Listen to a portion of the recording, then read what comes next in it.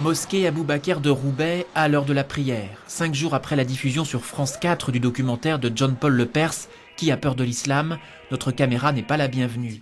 À l'origine de la polémique, l'interview d'un responsable de la mosquée qui dérape sur la question de la charia et de la lapidation. Vous connaissez vous là? Tout à fait, bienvenue à Roubaix.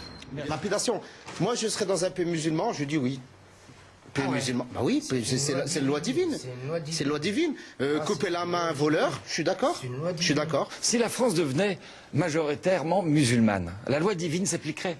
Moi, je serais un partisan, effectivement, de dire que si demain la France devient musulmane, bah effectivement, c'est la charia qui devrait prendre le truc. Et alors...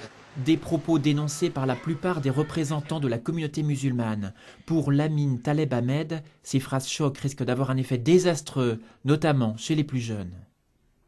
Nous savons que la jeunesse, par définition, est influençable.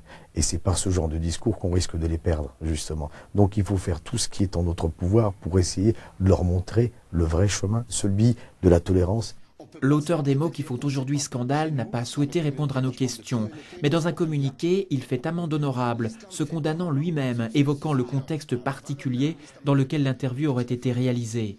Rachid Gassem a, il y a quelques heures, décidé de démissionner. C'est que vous l'avez mal vu.